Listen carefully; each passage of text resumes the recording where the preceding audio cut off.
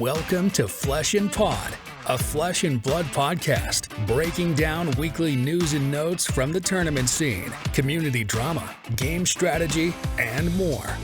And now, here are your hosts, Darick and Logan.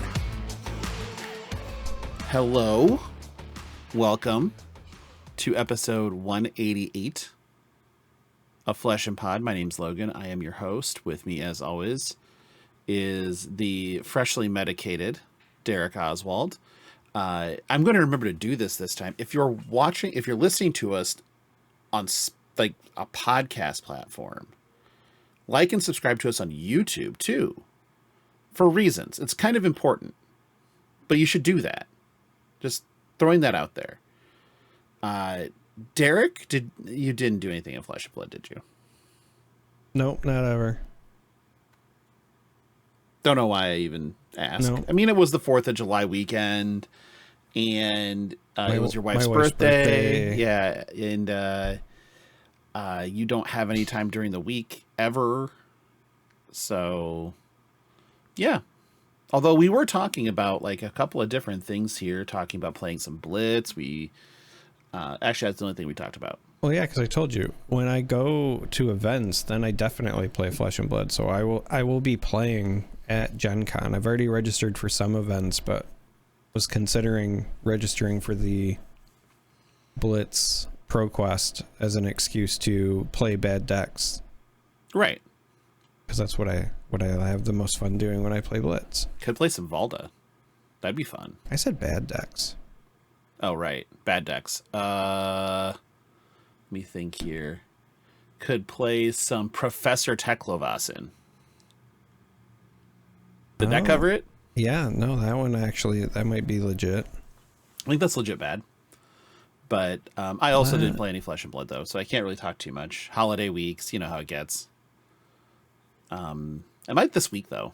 I think I might go draft or something. I played some Talishar earlier tonight. I was distracted doing show notes and playing Talishar, and I am the king of misclicking, and I hate like undoing actions. So I just live with my bad clicking, like whatever.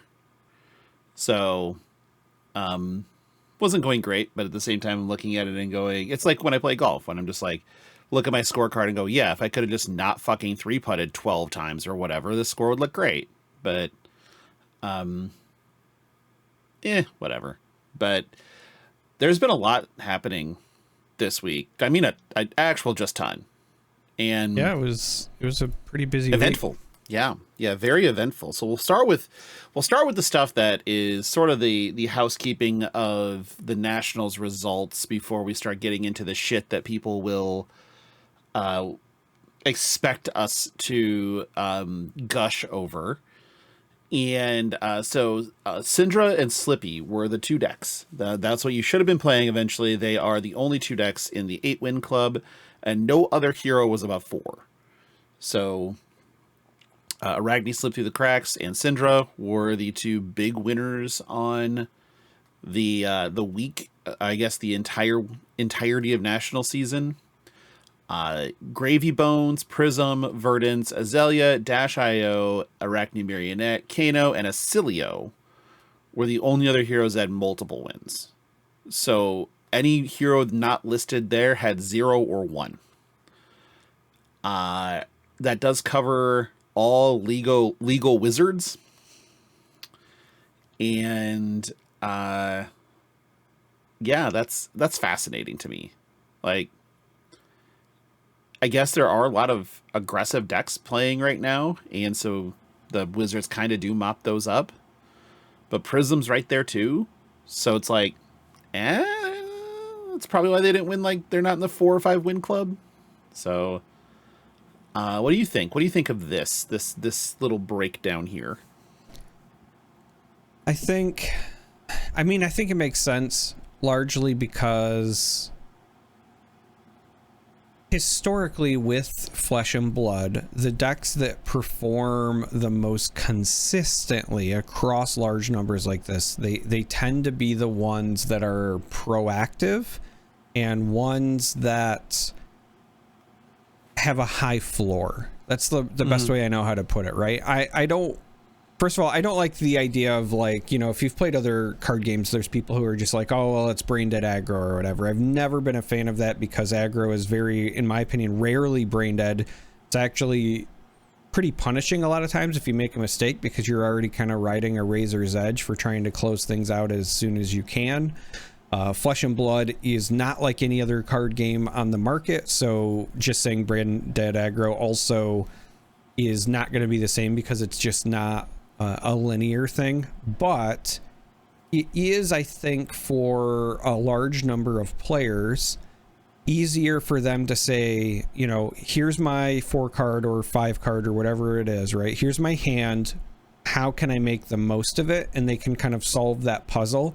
And I think that is easier for players to navigate, or at a minimum, just I would say navigate, effectively or efficiently versus the alternative. So seeing decks like Syndra and Slippy perform well is not really a surprise just because they are both proactive decks, right?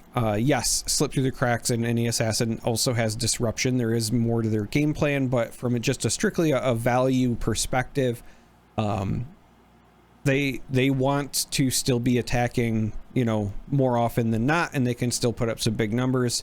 And then after that, you just have decks that are, in my opinion, powerful that we're doing well, right? Gravy Bones and Prism are both very powerful. I think Verdance is a very powerful deck. I think people are finally learning how to play Ocilio. So cracking the code a little bit. Yeah. Seeing some of those doing well, I am not surprised at. Dash. So Dash IO is an interesting one as well because that one's also proactive, but that one is, I think, a little bit more difficult in terms of the idea of a floor versus a ceiling type thing, because it's sometimes the kind of deck where the right thing to do is to take a turn off. It's not like I'm trying to make the most out of my hand every time necessarily. Right. Knowing when to crank versus when not, etc. But yeah, for the most part, this just kind of reflects what I would expect. Powerful decks doing well, decks with the, highest floor, also doing well. And then, the decks that kind of lose out are the ones where I think they're either more polarized or just more difficult to pilot. Yeah, I would agree. So like whenever I'm teaching somebody Flesh and Blood, the first thing I teach them is rate. What rate is in this game. And that usually gets them into the headspace of, oh, okay, well, my hand is above rate. So I keep hand and I throw hand at opponent face. And while that is most of the time just correct to do, there's also the math that comes into play of by preventing this on hit, I'm gaining Y value back. And so that factors into rate as well. And so a lot of times, like, people do pick up aggro decks first and then learn how to play that play style first. That wasn't the case back in WTR, really. It seemed like people just picked up Bravo first and then kind of worked from there. But as time has progressed and the aggressive decks have gotten better tools, they've picked up. And the Slippy one, it should catch me off guard, or at least I think it should, but it doesn't. Mainly because of the disruption. Right. And we got to see that at, in German Nats in play. We've gotten to see it in small doses. I feel like the difference between Slip Through the Cracks and Aurora at times, as far as being able to just take over games quickly, is that people just weren't playing Slippy. Like, that's the difference. Because a lot of what it does is, in that same category of oppressive as fuck when it's in mass quantities. But it also takes a little bit more, in my mind, to pilot. There was also, there's other pieces of the puzzle here, though, as well, though, right? So, New is gone, and that really helped Slip Through the Cracks kind of shine. I still firmly believe that Uzuri is probably underrepresented because I think that she can do some very similar things to Slip Through the Cracks, but also playing in that mirror, it gives her the distinct advantage, right? So if you're somebody who has a local meta where, you know, perhaps there are a fair number of slip through the cracks, or that's just a matchup you're worried about, I would consider putting some reps on Uzuri. It's a deck that can still do well into Ninja as well. It can do well into obviously slip through the cracks, but it can also do well into a lot of other decks that, you know, don't block very well. It has access to, for the most part, a lot of the same levels of disruption that slip through the cracks does. And I think that what people are kind of sleeping on with Uzuri the most right now is that a lot of the same things with the graphene that you can do with slip through the cracks, you can do with her, but it becomes significantly better with her, and it opens up your deck building when you remember that you can also do her swap on a graphene. Right. So like your Orb Weaver spinnerets are outstanding value with her, because you can get yourself that graphene, and then you can just really make your opponents like, all right, do I really want to block this dagger as if it's 6 every time? That's a problem. So I just feel like she's probably a little underrepresented, and by that I don't mean that she should be in like big numbers, but like I've seen several events where there, you know, are 0 or 1 of her, and I think that those numbers should be slightly higher given the way the meta currently is. But that's the only one that, like, when I think about the way the meta currently sits, or I'm like, okay, where is this hero at? Yeah, to put it in context, because, you know, context is king when it comes to this type of stuff. The number, okay, so let's do it this way.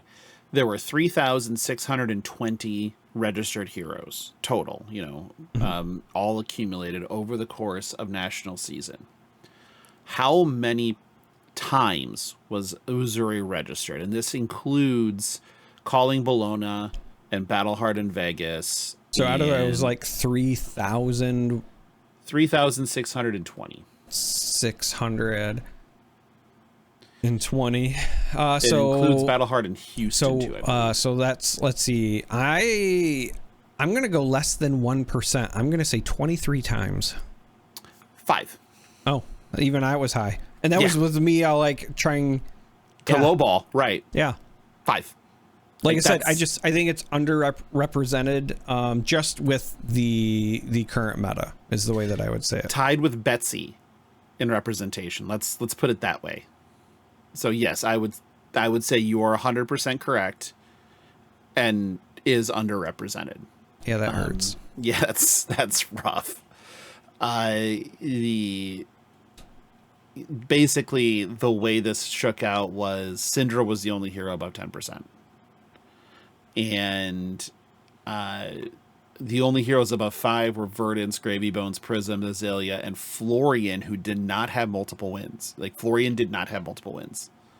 Everybody else on that list won multiple events. Florian did not, which is at an above 5% representation rate. That's crazy to me, because of how dominant Florian was for a significant amount of time. You know, like, because we go back to the Aurora conversation again, and we've said it before, Aurora was good due to some of it was due to the law of large numbers, whereas Florian was putting up better stats than Aurora. And now Florian just seems like not even present, almost. Like, you have to be ready for it, but is not the scary boogeyman with a leaf cape that he used to be. That is weird to me, like how quickly that changed. Like, because I guess Stack Florian was good. I don't know. Like, that was about the only thing that got corrected. Well, Germinate. I was just about to say Germinate was a pretty big deal. I still think that the deck is good. I don't know. This also could just be like an ebb and flow thing. Like, we go through periods where people remember, like, oh, by the way, Prism's good. Oh, by the way, Kano's good. And then they show up for a few events and then they die down. Florian might just be that deck, but for Rune Blades, where people are like, oh yeah, by the way, this is good. I know that it's good because even when we see these like really low representation numbers, we're still seeing them either sneak into the top 8 or come really close, right?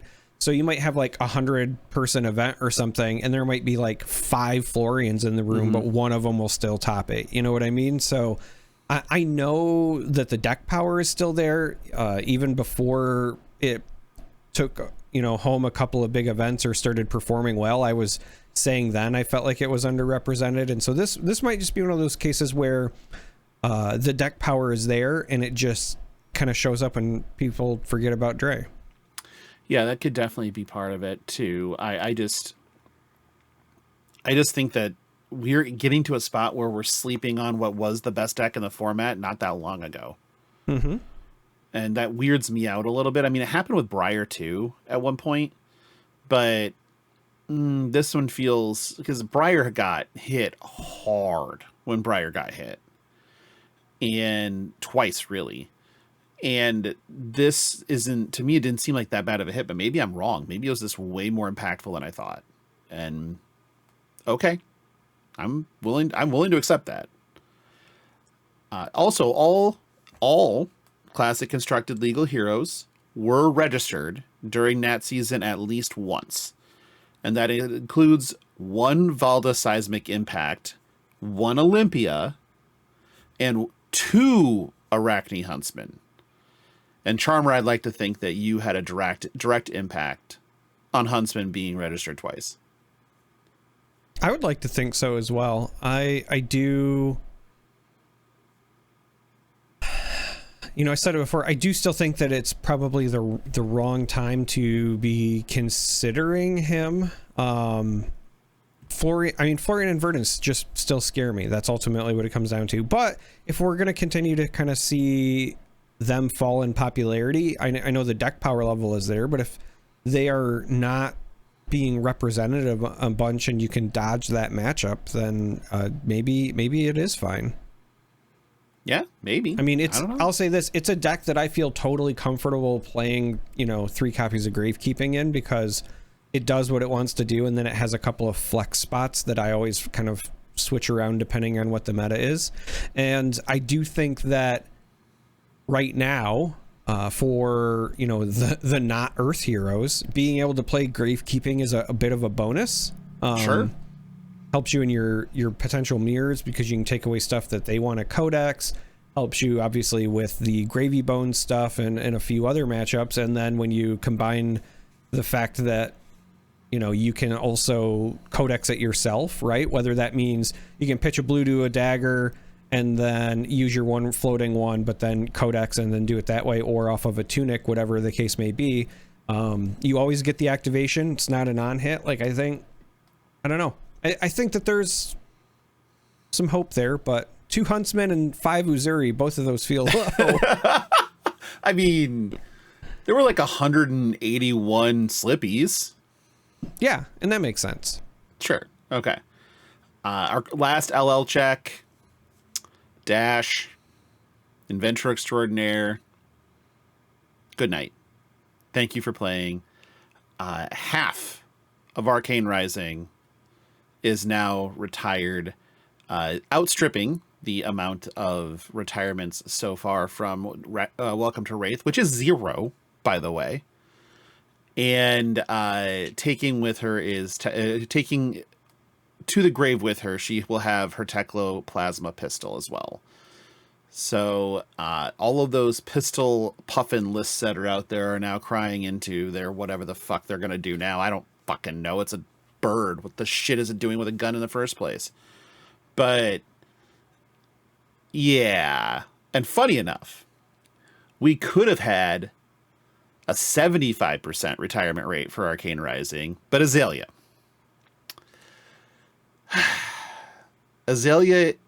is one-upping Briar at this point by sticking at 999 living legend points.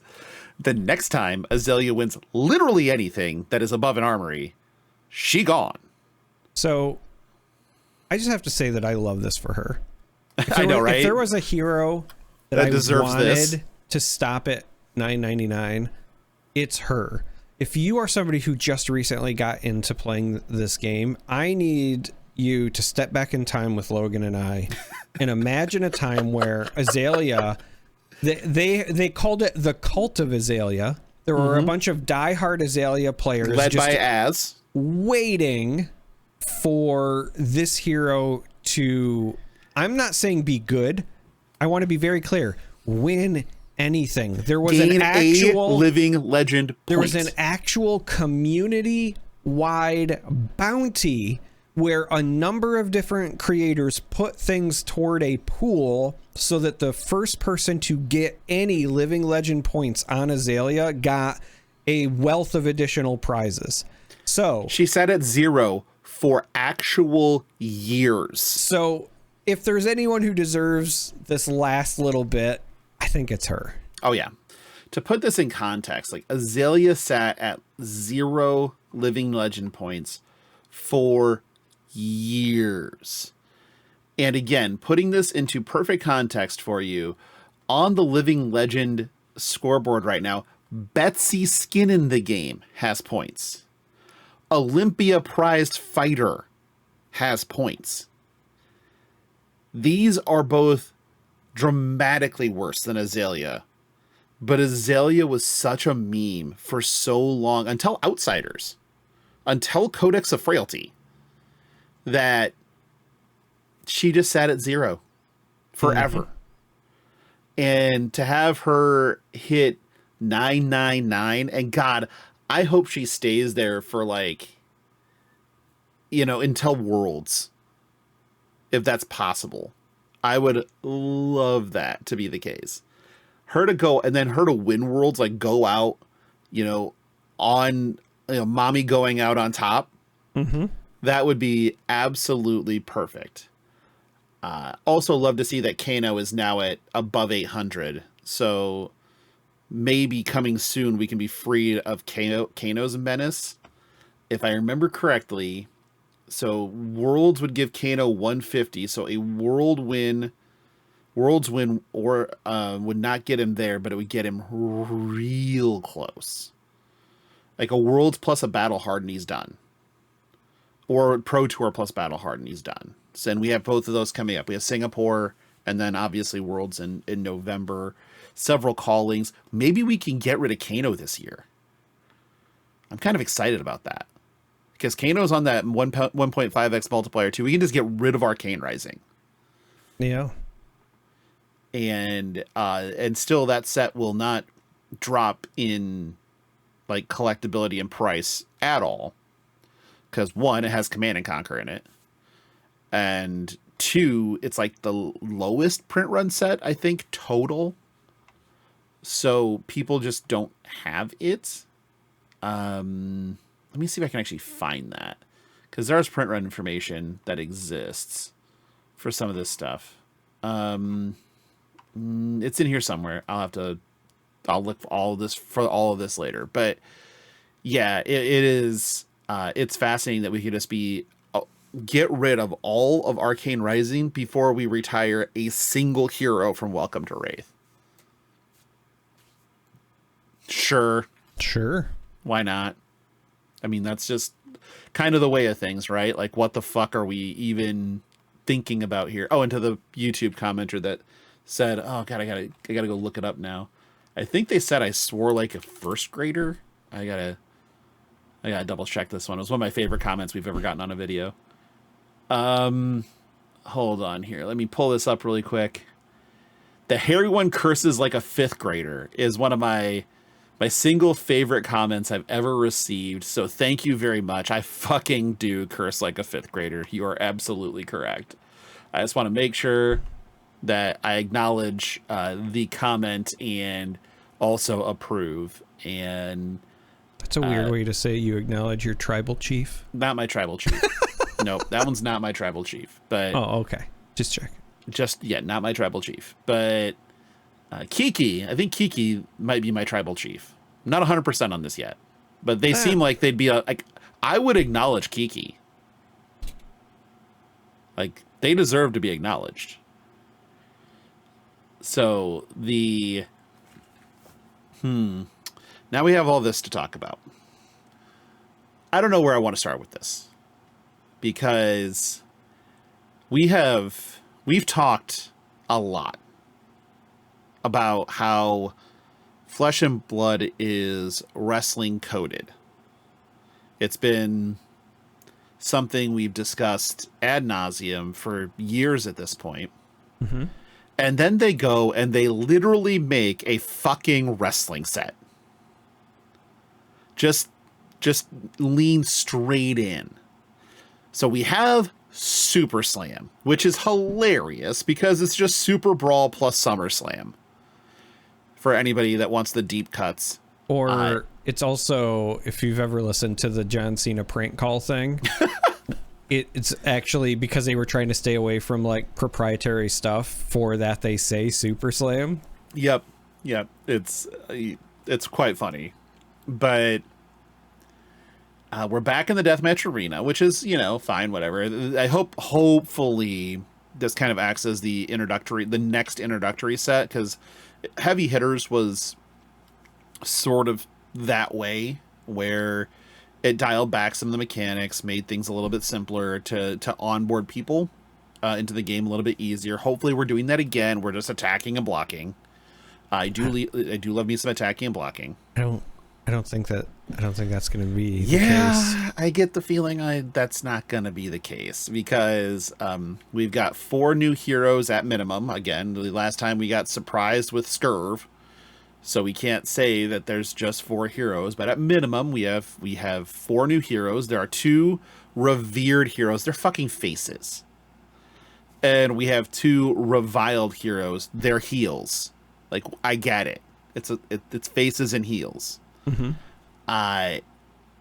And the first one that I've listed here, I think I'm just going to do these in order because it makes sense. It's Pleiades Superstar, which nice on the nose, as Pleiades is a constellation, and Superstar constellations. Sure. But also, if you're trying to be wrestling coded, they are called WWE Superstars. Superstars, right. This is just Dazzler, by the way. No, it's not. This is fucking Dazzler. First of all, let me just say, this should have been a bard. I get why it's a guardian for limited reasons, but this should have been a bard. But also, Dazzler is definitely a bard. I say this is the female version of Joe Hendry. plays a musical instrument, gets the crowd riled up. If there's a card that says that's called Say Her Name, that's one of her signature cards, fine. I will give you Joe Hendry at that point. Okay. But if it's not that, then it'll be Elijah, Ezekiel, whatever, sure. Yeah. I'm not LA going Dazzler. Knight, like whatever. But it literally just looks like Dazzler. It's shooting pyrotechnics off. It's a musician. Everything just looks Dazzler. And I'm here for that part. But it does, it definitely does give off the wrestling vibe. She is a, 4 intellect, 40 health guardian, revered guardian hero. Her ability is tap, remove a suspense counter. Don't know what those are. From an aura you control, you may put a suspense counter. Still don't know what those are. On an aura of suspense, don't know what those are either, you control. Whenever the crowd cheers you, create a confidence token. Don't know what those are either. So I have no fucking idea what this hero does. Obviously loves auras. Here's the thing. I'm just going to say right now, we will also find out what this one does later than the others, because they will leave us in suspense for as long as possible. They know how to keep idiots in suspense. Yeah. Yeah.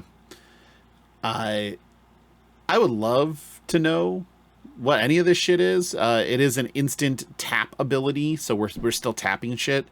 And yes, people are going to make horrible tapping Pleiades jokes, I'm sure. Can't wait for that to be awful. Taking a closer look, I might concede Dazzler a little bit. Since I'm finally looking at the non-Marvel for the first time. And give maybe Gem had a love child with Puffin. but because it looks like a parrot crossed with Gem. Yeah, if maybe. you're not familiar with Gem and the Holograms, never watch the live action movie ever. Just don't. And go watch the cartoon from the 80s. That is much better. Our next revered hero is what may be the single greatest name in the history of Flesh and Blood. It's Tough Nut, Bumbling Hulkster. Yeah, I get it.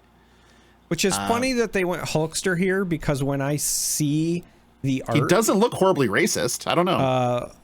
Well, I'll just tell you what I see. I see you say that she is Gem having a baby. So anyway, sorry, I'll just get to it. Tough Nut is if Shrek had a baby with Butterbean. An Eric Esch reference is pretty up there. He got into pretty good shape. He did a DDP yoga. It was good. Yeah, he has like Tough tiny has head. a tiny It's the head, tiny and head, it, yeah. when you see the extended art, also has chicken legs. Yeah. Oh yeah, that's definitely Eric Esch. That is Butterbean. That's what I'm saying. But he's green like Shrek. This is if Shrek and Butterbean had an illegitimate child.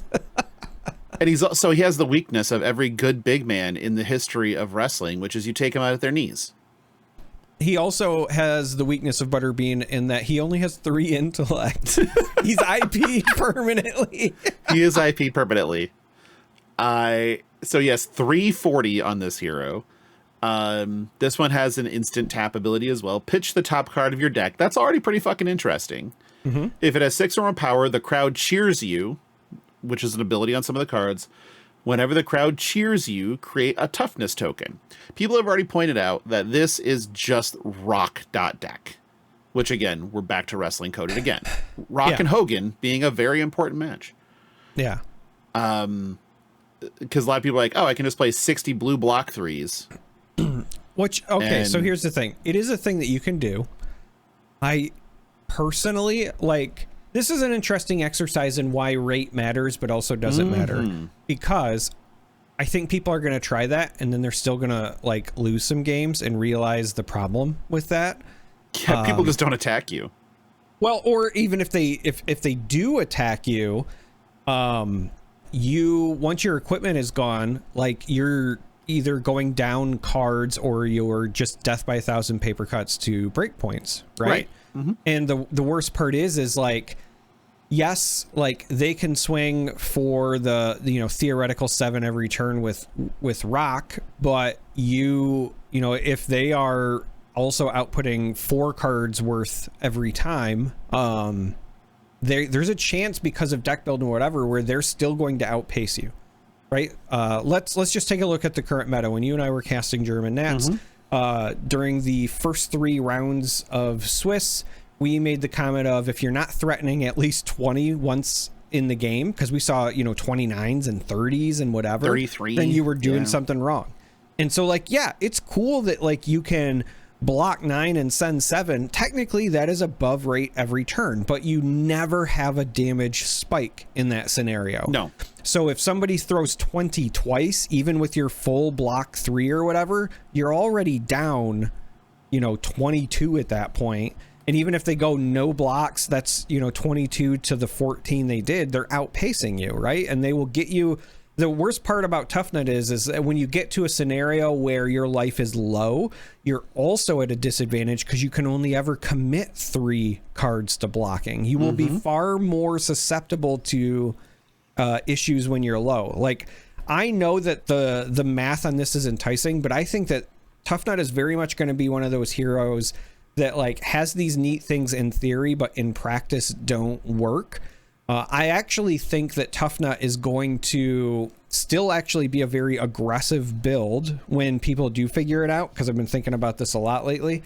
And I think that your best scenarios are actually going to be the ones where you still pitch for you if you're staying offensive, you're pitching for attacks that have go again, your standard brute stuff, and then you want to be left likely in a scenario where maybe you have a 1 resource left over, and then when you pitch from the top, it's now a yellow or a blue that still gets the job done as that next attack, right? But I still think that you're going to be better off when you keep pace, because if you fall behind, you will not be able to dig yourself out of that hole with him.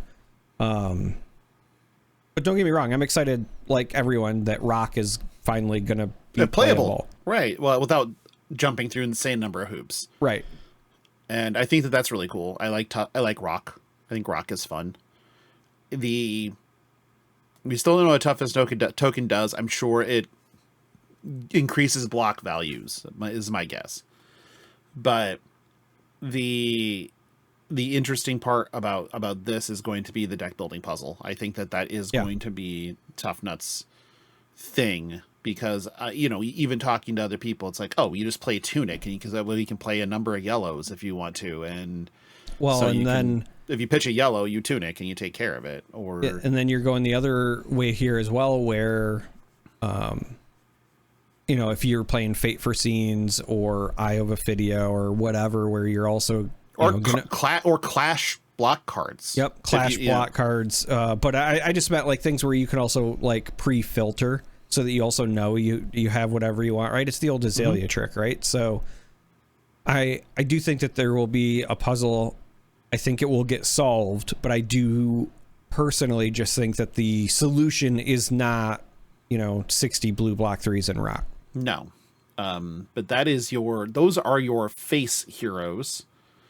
Your reviled, your heels is you have Lyeth Lannister, which is Lyeth Goldmane. They're literally the Lannisters now, because this is a dwarf. Is it? Yeah. Because here's the thing.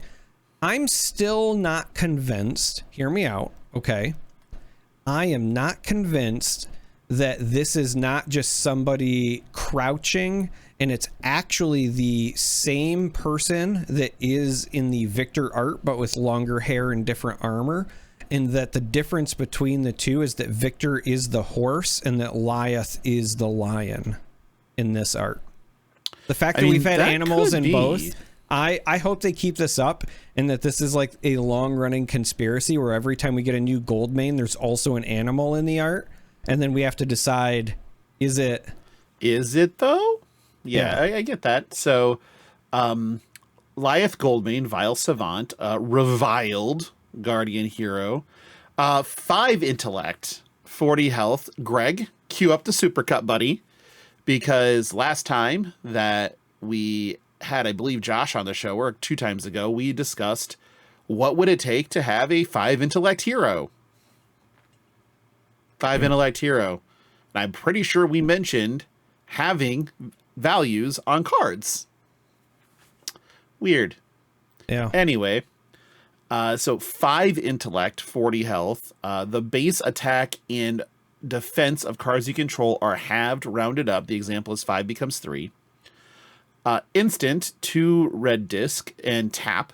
The crowd boos you, and defending action cards you control get +1 defense this turn. Whenever the crowd boos you, create a might token. We know what those are. So mights will, because this only halves the base, so might does still pump the amount you think it should, no matter what. 5 intellect is still a lot. You can still do a fuck ton with this thing. Yeah. So this is interesting, because like it's 5 intellect, but if one of the cards that you are pitching is a yellow and it's a Goldmane, so we have to assume it's probably there's going to likely be some more gold supporter or yellow cards that are maybe specializations or whatever. And I do think that ultimately we're going to find out that that's exactly why it is instant, pitch 2 and tap, and then when the crowd boos you, then it's like, okay, well now in doing so you have a 4-card hand, but everything blocks at essentially normal rate for the most part, which I think is neat. The interesting part for me is going to be how do you make sure that you are still getting your offense, right? Like, yes, you have the 5-card hand, but this is a Guardian. Guardians are not exactly known for going wide. They typically go tall, and it's a whole lot harder to go tall unless you have things that are buffing, right? So I think that Goldmane might be our first attempt at either seeing the true on-off Guardian gameplay where you're playing the auras that buff your stuff, and then next time you're just playing something but you're really relying on the buff, or we might see like a revisiting of the pump and thump game plan. Obviously pummels are definitely going to be a part of the equation, not just because I'm infatuated with the card, but because again, any of these things where you're adding the bonus after the fact, then it doesn't care about the base, right? So I'm very curious, you know, much like with Tough Nut, this is going to be a deck building puzzle, and I'm very curious where people are going to land for how they solve the offensive side of the equation. Yeah, I don't think you're wrong there. It's the entire puzzle to me is finding out how do you take advantage routinely of 6-card hands? Like, how do I make that matter? And that could be through, you know, you play a mass amount of pumps that can also pump weapons and whatnot. Yeah. And you go over the top that way. It could mean that you have a better fatigue game plan than anyone else if you can make it work right with the ability. It all just kind of depends. There is also, again, just thinking through like potential weapon pairings, at least as far as like existing ones, right? So there's some neat things that some of the Guardian weapons do where they get bonuses beyond their base, right? Obviously, Anothos is probably the most well-known one, but Titan's Fist falls in that same zone. High Riser does as well. These are all weapons that have a printed value, but then their text gives them a bonus with requirements satisfied. So with Goldmane here, Anothos is essentially you pay 3 to attack for 2, but if you have 2 or more, then now it's you pay 3 and still get 4. Titan's Fist would be, you know, halved but rounded up, so the 3 would become a 2. But then if, you know, you have the one cost that's 3 or greater when you're pitching or whatever, it becomes a 3. So, I mean, you are still losing value, but at least with the weapons, you have a little bit of an offset. And, you know, we don't know what other options we're going to have. So we'll see. Right. And I planned on getting into this a little bit later, but, you know, things like there are super rares. We'll get to that in a second, but this is kind of germane to the conversation right now. They gave us specific ones to the heroes already. So Liar's Charm is Liath's, and it's yellow, so that plays into the yellow conversation. Reviled Guardian Instant, choose any number, steal a toughness or vigor token. The crowd boos you. Sure. Target hero loses and can't gain abilities this action phase unless they discard a card. So those all still kind of play in because I don't know that it doesn't get rid of his basing. Like, you can't turn that off with this. Although, please hit me. You know, if I'm Liath, it's like, dishonor me, but daddy. Like, please do. But it does play into the fucking with hero abilities or making them discard cards. And I mean, I think that that this plays into the disruptive nature that you're going to expect out of the Liath deck versus the sort of like Guardian big number nature that we talk about. This isn't necessarily disruptive. It's just a lot of text, and like, except for the crush effects, a lot of times. So like Victor is less on hitty and more big number make gold, versus Bravo, which was always more crush effect oriented. But well, so I will say this, just kind of looking at what they have revealed so far, if I'm looking at like Chekhov's guns, whether it's for this set or future sets or whatever for these heroes, there are some things that immediately jump out to me. So like, first, with the Guardians, as I said before, there is, you know, historically been cards that were printed for an on again, off again style of Guardian, where like one turn is you play an aura, and next turn you do the swing, and that's the buff, right? Obviously that plays into Liath, but I would expect some of that to be in this set as well, just because the other Guardian hero has auras in her text box. You know what I mean? Mm-hmm. So I think that, you know, she's going to care more about specifically this like aura of suspense thing and the suspense counters, but I still expect there to be Guardian auras that kind of like do that thing. The other thing that jumps out to me, whether it's like past support or future support as well, is all of the charms depending on whether, you know, you're revered or reviled, the crowd is either cheering you or booing you. All of the heroes have text, but the thing is with like the liar's charm, right? This is a reviled guardian instant, so obviously, at least in the set, only Lyeth can play it. But this tells me that in the future we could get other ones who their crowd booing them could mean something different, right? The text could be different. But also, I would not be surprised if we get a couple of pieces of equipment in this set that do different things if the crowd has booed or cheered you as well. And that these charms are going to do more than just like, oh, you got a might token. Now they, for balancing reasons, because you don't want to run 3 of these and then start looping through and getting like insane value. I suspect that the equipment might say like, you know, it might be like a battle worn equipment, but also like when the crowd boos you, you may destroy this. And then if you do blah, blah, blah. But I do expect some level of interplay from the equipment zones as well. Yep. I think that's definitely going to be a thing. Like it'd be like taking off your arm pad and tossing it into the crowd when they cheer you. And then that gives you a better elbow drop. Right. And I was like, that's like the suspense counters for Pleiades is, you know, building suspense up for the face fire up, you know, the hulking out to end the match, or the hot tag if you want to go that route too. The last hero we have is KO Underhanded Cheat, Reviled Brute Hero, so Reviled KO, RKO, which has been pointed out 1,000 times, also in our Discord. Was pointed out that it could also be KO Underhanded Cheat as KUC, so he's just cuck. But also, he's an underhanded cheat because he has one hand. Has one hand, right. And so there are levels to this one. You start the game with 1 weapon zone, so it's still just KO. Instant, 4 pips, so 2 card toss, or, you know, you have a tunic blue resource, and whatever. A tunic, yeah. Yep. Tap, target attack action card you control has 6 base attack. That's pretty good. Not gonna lie. Whenever the crowd boos you, create a vigor token.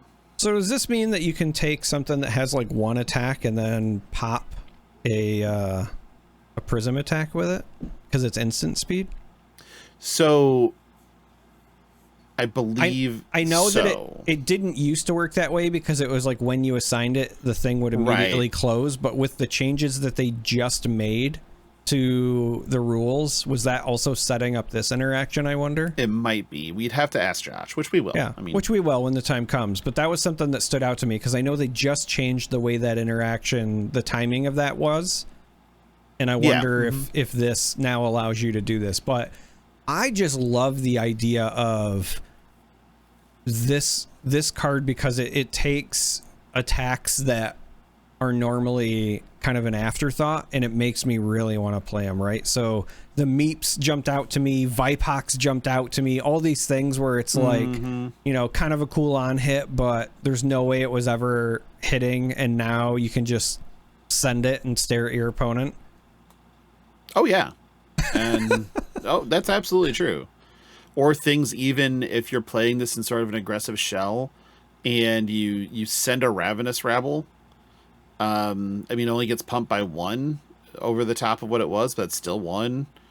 Or if you send anything that's in that like 0 range, or somebody like tries to block out, you know, has to overblock a snatch by more because you can just make its base 6. There are lots of little things with this one that are just super funny. But it does cost 4 resources to do it. So like, I think you mentioned the better ones with Meeps, and Vipox is a great one. I fucking love Vipox with this shit. And so I think that those are the more interesting ones. Hold on, Daddy. Oh, never mind. Yeah, okay. I saw James White tweeting something, and I'm like, is it important? It's always important, but it wasn't. I mean, anything. Yeah, it's always it wasn't important. news. It wasn't news.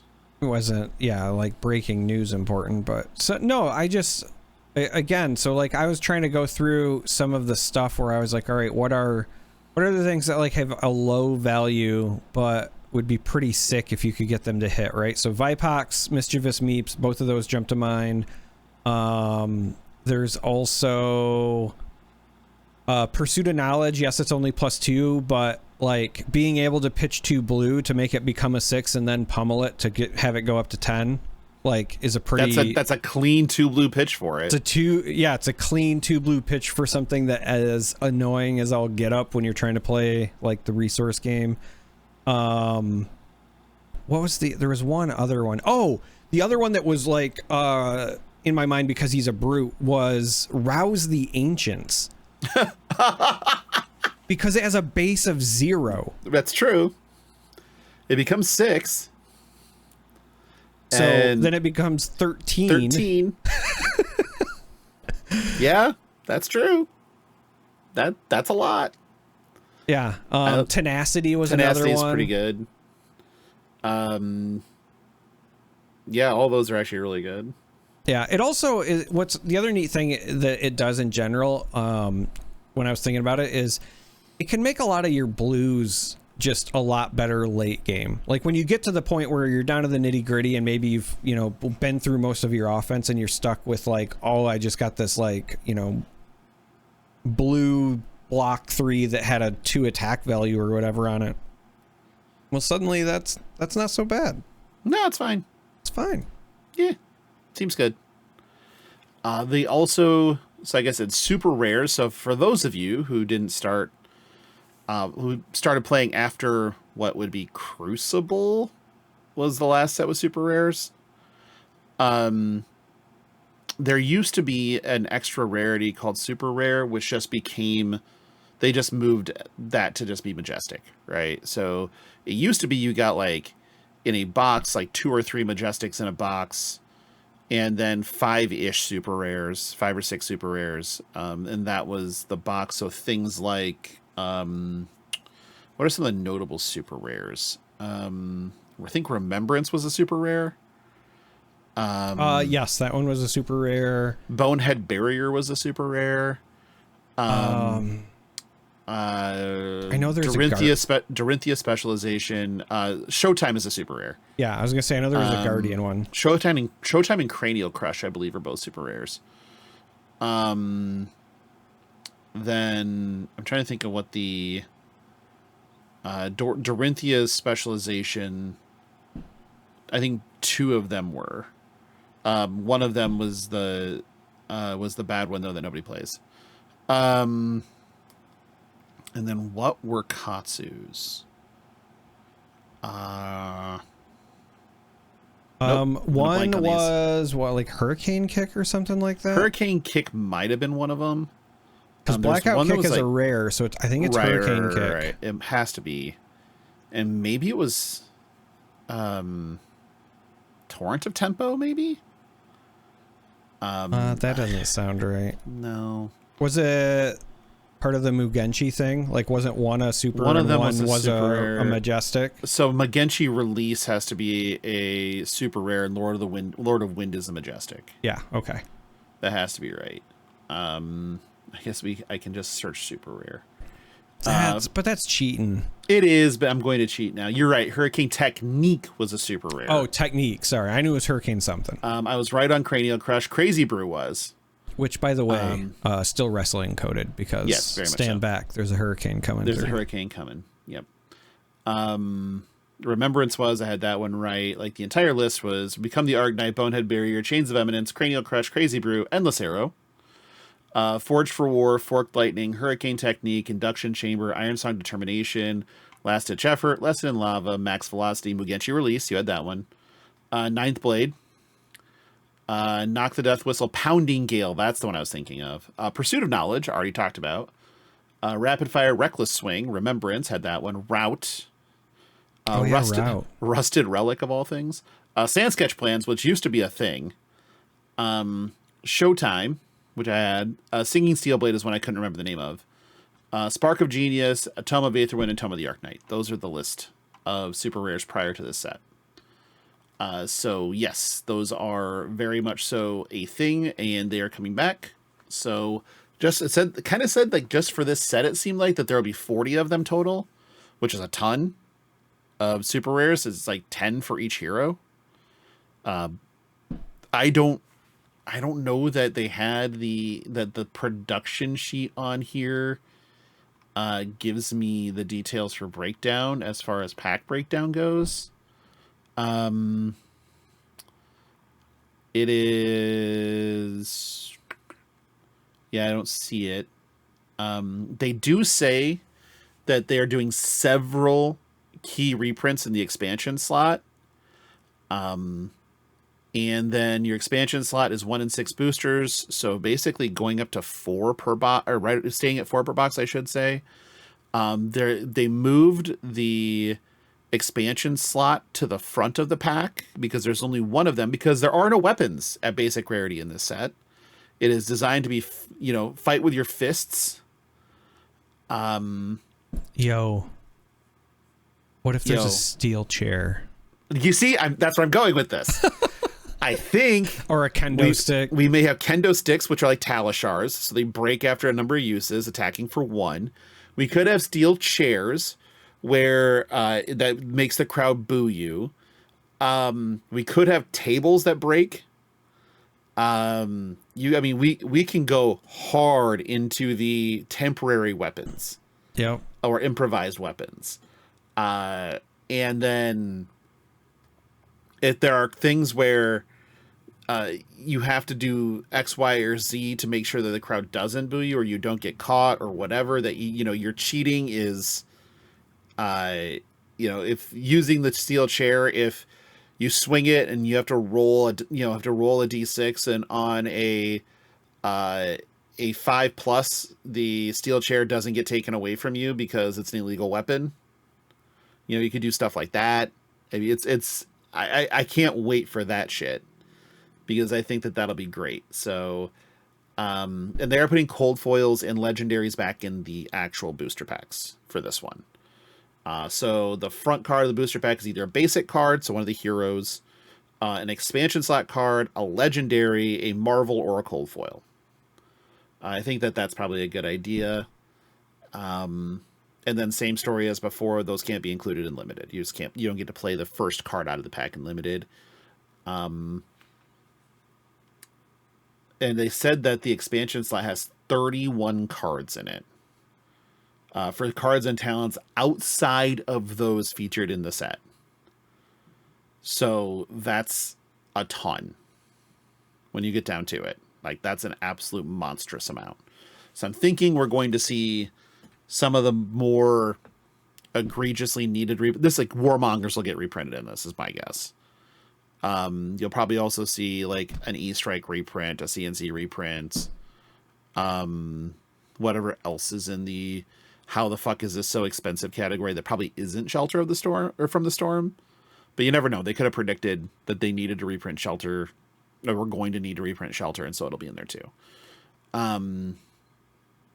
But yeah, so I'm okay. Let's get to our hot takes here. Scale of 1 to 10 from what you know now about this set. How excited are you? Probably an 8. Okay, why an 8? Well, it can't be a 10 because there's no assassin, but there are 2 guardians, and I do love me some guardian. There is an RKO out of nowhere. That's pretty good. So I appreciate that as well. I'm not normally a brute person, but I will say both of these brutes are the first time I've seen them and thought, like, maybe I would play that class. Tough Nut is interesting, and like I said, I like what KO does with the possibility of like making some attacks awkward for the opponent.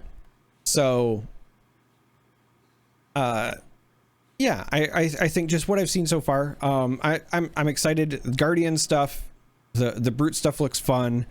It is just very fun thematically. We've talked about this for ages, how Flesh and Blood is wrestling coded. I stand on that. I think this just further proves it. Like, if you need more proof after this, I don't know what to tell you, until we get, like, I don't know, the WWE crossover or whatever, and I'm playing as actual Randy Orton against, KO underhanded cheat. But we just play Raw deal. Like, yeah, what are we doing? Basically. No, I mean, I'm excited. I think right now it's so hard for me to gauge because we've seen so little of it. And so I want to know a bit more. I want to know a bit more about what the play patterns are going to be for limited, if I'm being honest, because they've been hitting it out of the park with some of the like limited experiences lately. I stand by. I think that the Treasure Island stuff made High Seas incredibly fun. I really hope that we get, whether it's a ring or some sort of arena or whatever, as the macro for this, that we have, you know, something that triggers, or maybe that's another way where they're interacting with the boos versus the cheers, right? That could be on the macro part as well. Or maybe we have more than one macro. Maybe you play a macro if you're reviled versus revered, and then you get whatever, right? Like face versus heel style. But I think that just what was revealed, the foundation is good. It's got my interest. So yeah, 8. So I think that I'm going to split this up a little bit. I think that I'm a 10 on delivery right now, because you have your first ever like real, like you are definitely leaning in set. I mean, so like 10 on the lean in, because you're leaning in hard, like super hard, right? Get rid of weapons. You know, this isn't combat in that frame. This is definitely supposed to be wrestling.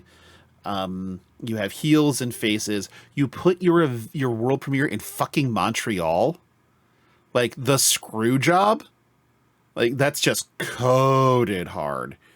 You know, you have an RKO in there, like Jesus fuck. You have a Hulkster, like come on, you're leaning all the way in, and I love it.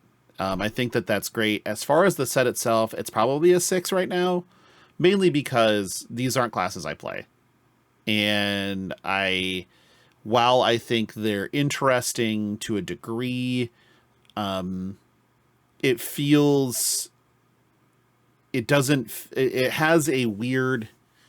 occupies a weird space mentally for me, because I'm not excited by any of these heroes. But as per normal, I'm excited for limited, and the more info we get about limited might increase that excitement. But as far as I need to get my hands on these heroes so that I can start, you know, working on, you know, what to do with Pleiades or Lyeth or whatever, really isn't that interest isn't there. So it's really only occupying half of my normal interest. But because of the coding, it's got me slightly more hyped, and that hype level can rise. So it's at the floor right now, which I think is a 6. Could raise depending on what I see. Not ruling out going to Montreal until I do, which there are so many things in motion for that to have to work, happen for that to work. So no commitments there. But I'm very intrigued. This has me more interested than High Seas, honestly, and mainly because, while I think pirates can be interesting, I love Black Sails. I love the historical pirate culture. The goofy pirate culture has just never been my thing. And so it's like halfway there for me. This is thematically something I'm in for. And I think that if you would have had a warrior in here, or, you know, or something along those lines, I'd probably been more into it. But warrior would have worked, but I understand why it's Guardian Brute. One Guardian Mastery Pack is obviously going to start onboarding more people to the Guardian class. This gives them another easy on-ramp from Bravo to one of the 2 Guardians, potentially, as you're growing the game. And then Brute is Brute, and the Brute squad is Legion, and they love having Brutes. Yeah. And Andre the Giant was part of the Brute squad. He was the Brute squad. So that's layered referencing now. So For everybody that doesn't understand, they should just Google that. The armory deck for this is Pleiades, by the way. So, again, makes sense. It is from Guardian to Guardian. It probably means that this will be busted, if that's any indication from prior intro product to armory deck. Looking at you, Aurora. But they probably learned their lesson by now, right? Like, we're not going to see that again. Right?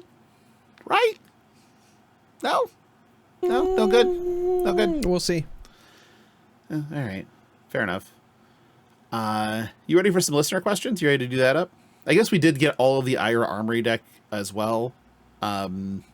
Might save that for next week to cover, because it's actually kind of cool. And I'm still looking at some of the brews, and I kind of want to give it more time, give it more air than we'd be able to today. So I think we'll just save that for next week. So I think it's time for listener questions. We have quite a few, because we called them out. Whenever we do that, they just start fucking firing questions away. Yeah, they do like to do that. They do. All right. First one's from Klaus via email. Somebody emailed us a listener question. Hi guys, do you think format dilution, having lots of different formats like Blitz, Project Blue, LL, and so on, dilutes the main drive of most players to actually play competitive? Or do you think more people like to play the more casual formats? I think that they are trying to find a more introductory level competitive format. I really think that that's what they're gunning for. It's not so much dilution or going after a casual audience. I'm pretty sure that they already understand at LSS that they're not a casual game. Because they're not. Like, call a spade a spade. They are definitely not a casual game. They are 100% a competitive-driven game. But they also realize that they need a competitive format that is more accessible.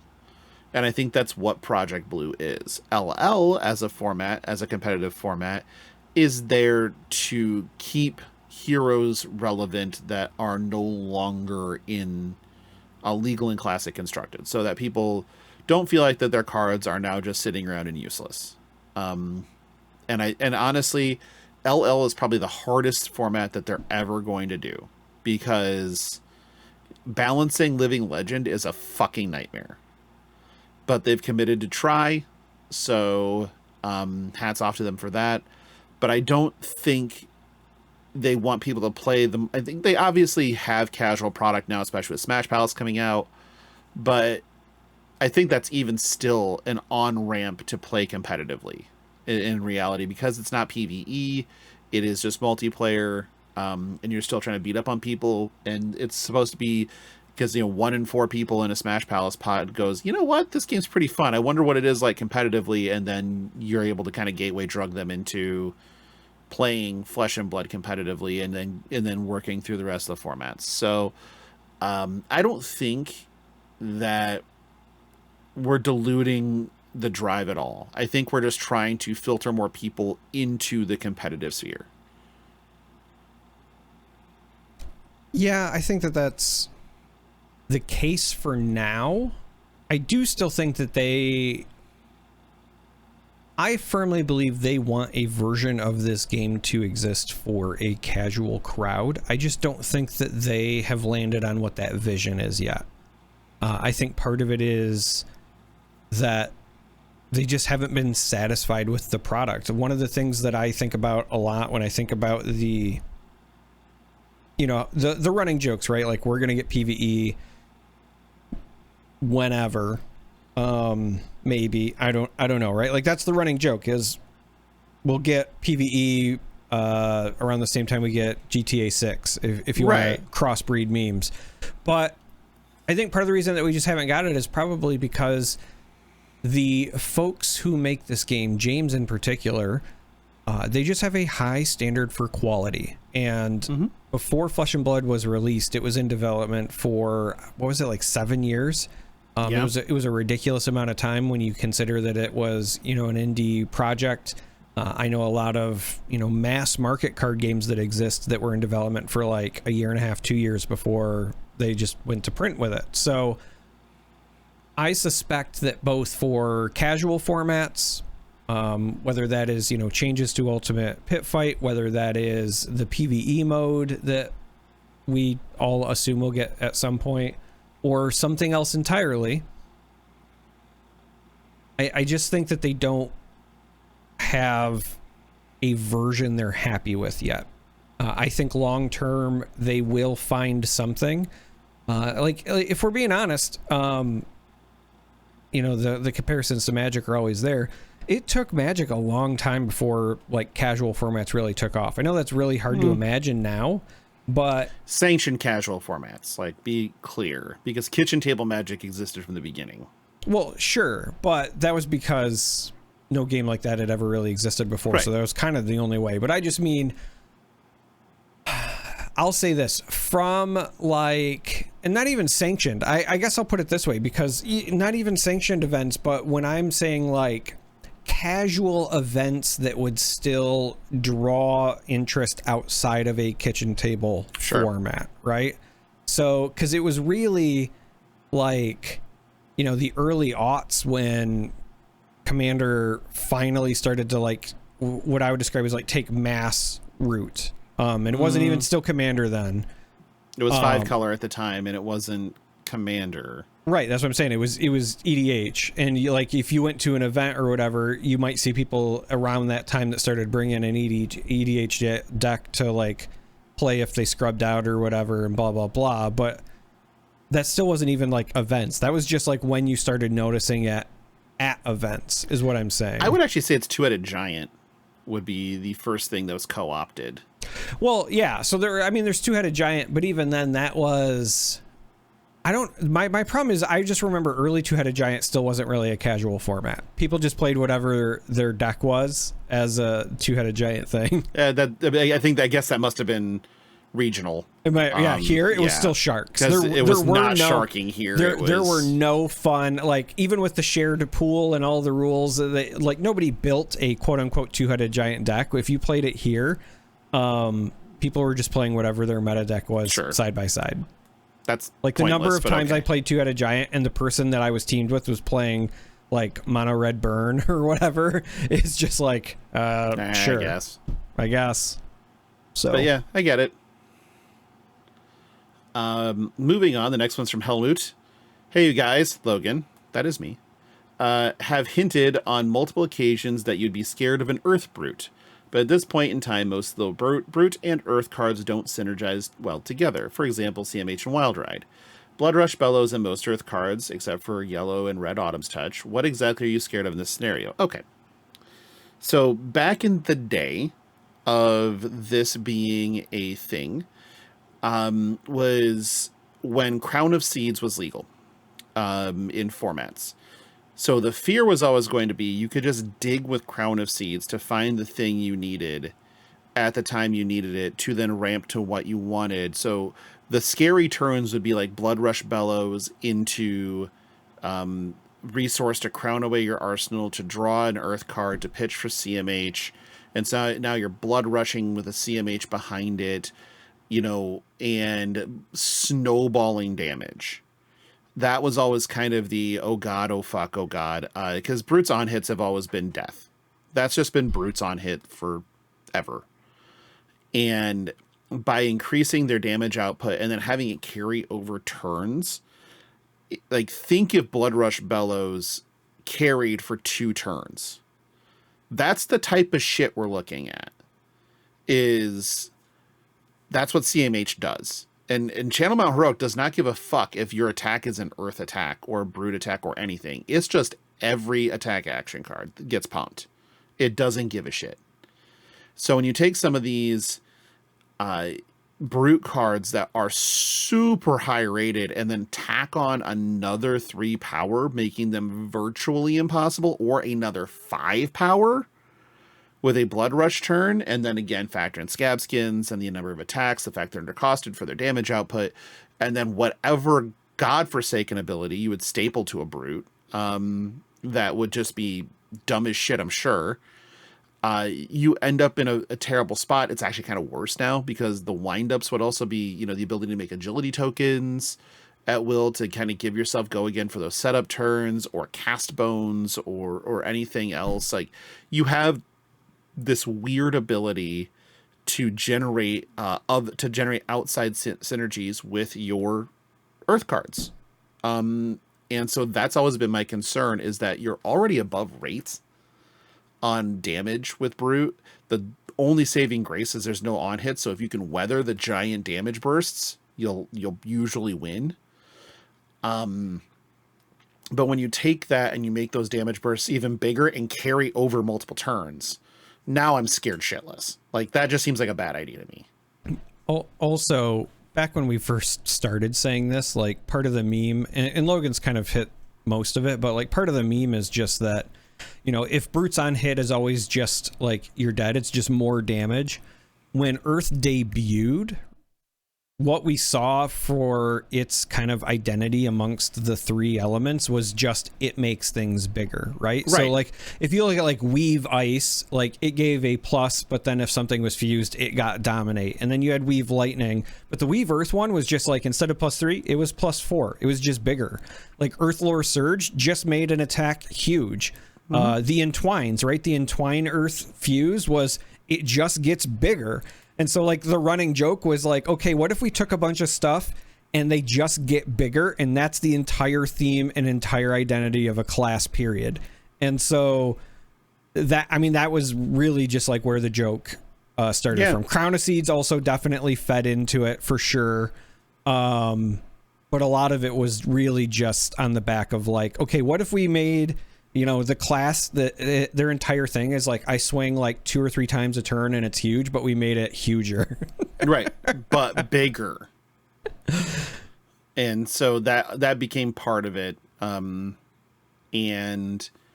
honestly, it's more meme now than it used to be, but it still has enough fear in it for me to kind of go, I'm not fucking in for this. Next one is from Johnny Pastrami. What's your favorite type of hot dog? Mine's locked and loaded. I don't know. What do you got? I mean, I don't eat them anymore. Back when I did eat them, so like they make weird chicken ones. Yeah, I no good. I just don't. I don't care. Here's the thing. To me, like, there's two real like hot dogs that I would consider like chasing down. Right. One, I just don't think you can beat any ballpark hot dog. Right. Back when I ate them, doesn't matter what ballpark it is. Doesn't matter whether it's good quality or not. There's just something about eating a dog at a ballpark. Just full stop. So ballpark hot dog.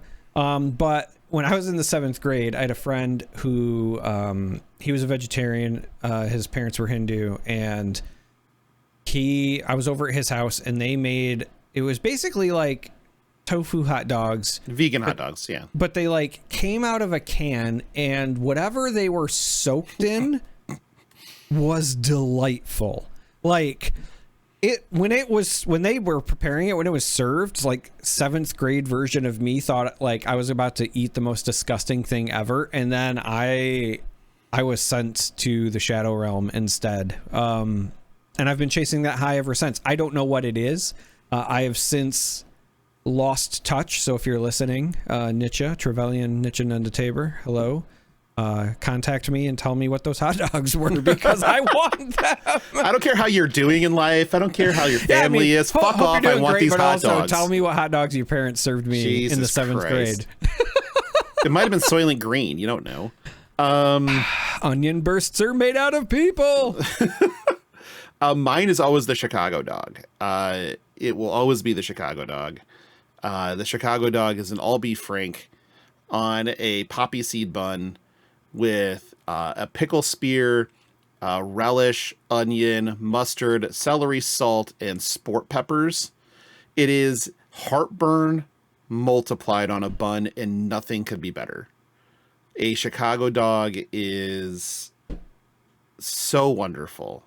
And it's don't forget the giardiniera for some people who want to go double up, but the it's hot, it's spicy, It's, you know, a burst of like that kind of brininess, plus like, you know, that mustard spice, but then you have like the salty hot dog. Then like the bun is thick enough with its own flavor to kind of soak things up. You always have to make sure the bun's heated too. Like it has to be heated. To me, it's just delightful. And when I go to Wrigley, I'm usually eating 2. I feel way worse for it the next day. Like if I drank like 17 beers and had 2 Chicago dogs, I'm not lamenting the hangover. I'm lamenting how twisted my stomach is from the dogs. So, but I will never give them up. They are so good. I love them so much. Fair. Next one's from Gooflebrain. What would be your dream calling location? It cannot be in a city that has hosted one before. Well, Darick's an easy one, so I'm going to let him do it. Detroit. Detroit, yeah. Because it's close to you. And because it's a cool city. And I would like to show people around, you know, whoever eventually shows up to whatever event we have there, because I know we'll get one eventually. I just look forward to showing people a good time, right? I don't know, there's something just kind of like fun about playing host. And it's not like I'll ever have a situation where I can get, I won't say all, but like the majority of my fab friends to just come to my house to play host. You know what I mean? Yeah. So the next best thing is like you hope that they come to an event to, you know, I'm gonna say Detroit is like the hometown, I guess. I mean, it's not, but it's next best thing, right? You definitely, you don't want to have an event in my actual hometown. So let's just say Detroit. So yeah. And then like selfishly, as far as like a place that I would want to go. So if it's not going to be my hometown, but it's a place that I would want to go, I got to make sure that they haven't actually had one yet. Nope, they did have one. I thought I remembered that. So not that. Man, I don't know. A lot of the places that I would want to travel to have already had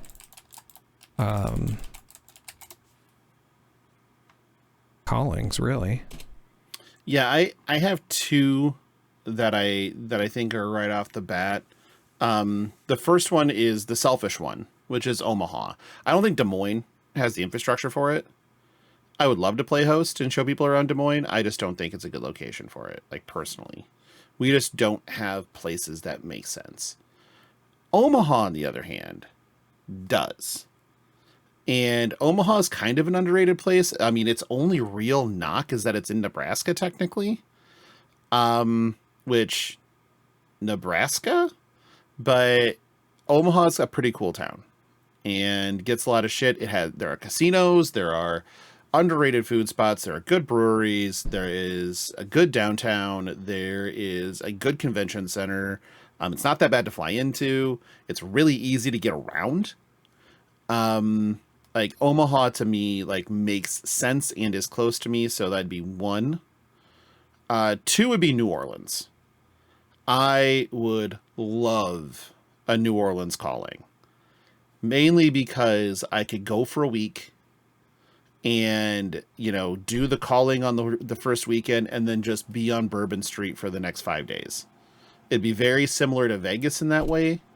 And I think that it'd be slightly better than San Antonio, but if depending on time of year.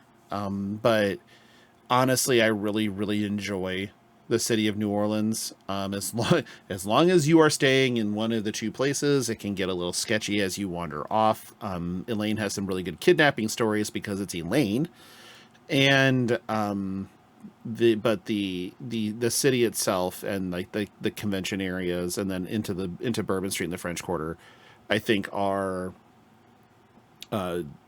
awesome. I really enjoy the place. It's been a long time since I've been there, but I really enjoyed my time in New Orleans, so that would be great. So coming back, places that I would want if it were not hometown, It's so funny because like I'm just hosed no matter what I do. The first one I thought of was like Phuket, but I forgot that they did have a calling there. They did one in Phuket. Yep. So then I was like, all right, well, is there any place that I would want to go back to? And then my heart sank because it's like, yeah, I'd love to go back to Kyiv. The 2 times I were there, it was a phenomenal city, but we're not having a calling there anytime soon. So I think that the next answer for me would be Istanbul, because it's a really cool historic city, which Constantinople? is a big win for me. It's the city of cats. I love stray cats. I want to play Flesh and Blood and have cat tokens or something where they're just like crawling around. And yeah, I'll say Istanbul. Constantinople. Even old New York was once New Amsterdam. No good. No, I'm just really proud of you because this is something that I would do. And so like the more I don't acknowledge, the deeper you go, which is just I'm not going deeper. But moving on, the next one's from the Delusian Data Analyst. What region has the best barbecue? That's a hot, like that question alone causes feuds that don't end for decades. But I'm going to answer the question because I'm not a bitch. Yeah. But to me, it's Kansas City. I think KC barbecue is excellent. I can't wait for people to go to Calling Kansas City and get immersed in it. You have several good barbecue restaurants, ranging from bougie as shit to walk up to a counter and they put shit on butcher paper and hand it to you. And all are great. I think that a lot of times you get like Carolina barbecue is a little too vinegary for me because it's like very mustard based. Yeah. Everything in Texas is overrated. Fucking everything is overrated in Texas. Memphis barbecue is a little drier than I want it to be in a lot of cases. It's still very good, and I enjoy it. But it also requires you to be in Memphis, which is But so it's for me, and maybe, all out of, again, proximity, I've had it more than the other styles, yada, yada, yada. But for me, it's Kansas City. Barbecue, I think, is the best barbecue personally. You don't have an answer for this probably, right? Oh, I definitely have an answer for this. So first, let me provide the qualification for what my number 1 is. I'll give you my top 3. Korean barbecue obviously is removed from the equation. Correct. I was not even going to I mean, that's like talking about like, the greatest of all time without talking about the greatest of all time sort of thing. So so here's the thing, right? There are certain foods that just hit different based on context and circumstance. For example, I love grilled cheese. I'll eat grilled cheese any time of year. But in winter, after you've been out shoveling snow all day and you come in and you have a grilled cheese and fresh tomato soup and you get to tomato basil bisque. You get to dip that in there. It just hits different, which is why I firmly believe that the best barbecue that you can experience is in Antarctica, because you will appreciate it all the more. So that's number 1.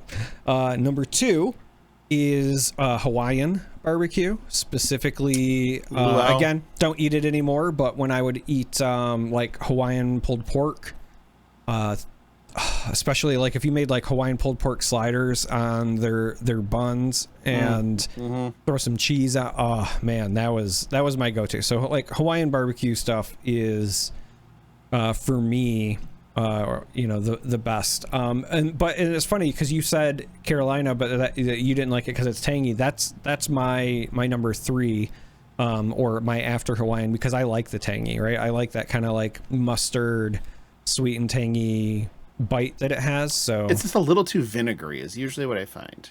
Like, I don't know. Yeah. But like we have differences, because like I like sour cream, for example. Disgusting. and you are wrong. Fuck that. No, I am not wrong. That shit is demon semen and it's fucking awful. No one should eat that shit. It is god awful disgusting.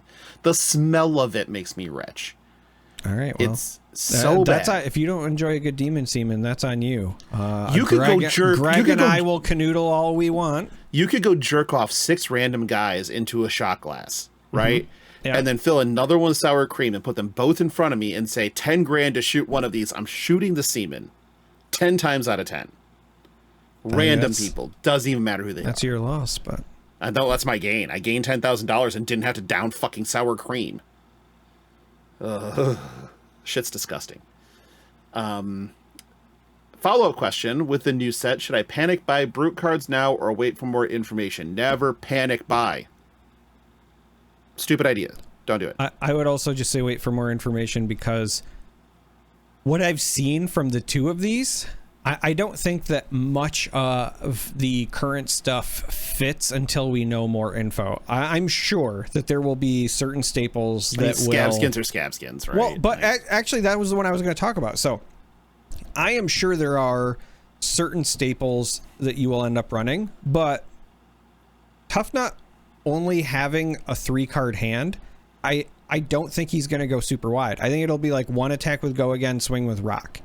I just don't think you're going to need scab skins very much with Except for they block 3. Well, they block 3, but again, might get something else. Who knows, right? I don't think it's worth the panic buy is what I'm trying to say, right? Oh, no. Yeah, I don't see anything out of these two where it says, like, this is going to be the linchpin.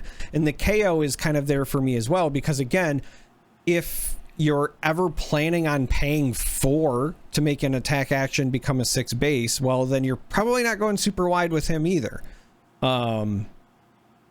I do think that, you know, the gloves are probably good because might tokens are great. Oh yeah. Mm-hmm. You know, some of those things, but I don't know that I would say panic buy.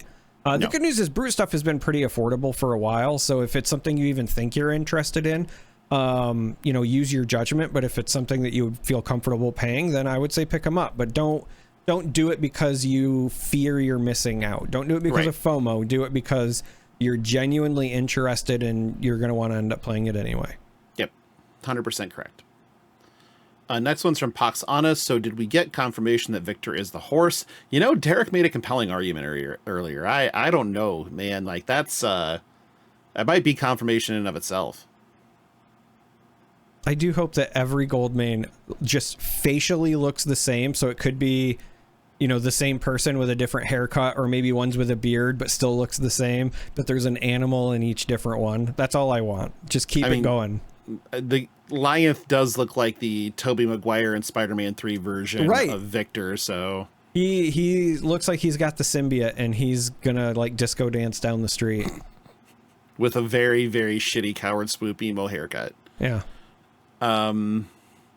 Next one's from Rogue Noob with the next set introducing heel and face talents. Which one of you is the heel and which one is the face? Listen. You fucks wanted me to cut a promo on you, which is potentially the dumbest thing you've ever done in your life. But the really, really important part here is you don't deserve a promo to be cut on you. You're fucking fappers. You cut a promo on yourself by interacting in the Discord every fucking day. You named yourselves after masturbatory acts. This is on you now. You don't need a promo cut on you. You don't need to know who the heel is. You don't need to know who the face is. You just have to know you are our servants. And because of that, I don't have to answer this fucking question. So you don't get to know who the heel and who the face is. It's unimportant. And everybody knows that I'm probably the heel. I don't think you are. Oh, okay. Good enough. I think you're a tweener at best. A tweener? Okay. Yeah. I mean, how am I the tweener? I think that you have the capacity to be a heel, but I do not think that that is your natural state. I think I'm more heel than you are, though. No, I actually don't think you are. I think that somebody who goes out of his way to give the people what they want for almost 200 weeks straight is not very heel-like. I think somebody who regularly does things for charitable causes is not very heel-like. I think somebody that will give somebody the tunic off of his back if they needed it is not very heel-like. You are one of the most generous people that I know, and just because you have the mouth of a sailor doesn't mean anything. You are like face Stone Cold. That is the way that I view you. So tweener at best in that you have the capacity to be heel, but you are not heel. Whereas I won't give the people what they want. I won't play the game. I won't show up to every After Dark. I won't come to events that I say I'm going to because my car breaks down or my flight gets delayed. I am very much giving everybody the finger on a more regular basis. So I think you're the victim of circumstance face, though. No, I am the victim heel because I'm always whining about it. I am the Drew McIntyre. Okay. I mean, you do have that energy at times, or conspiracy theorist Sami Zayn. Yes. From that era, but you see, Sammy always had that lingering Super Sammy, just like right beneath him, that El Generico vibe, and you are definitely El Generico. I wish I were, because he died in a fire.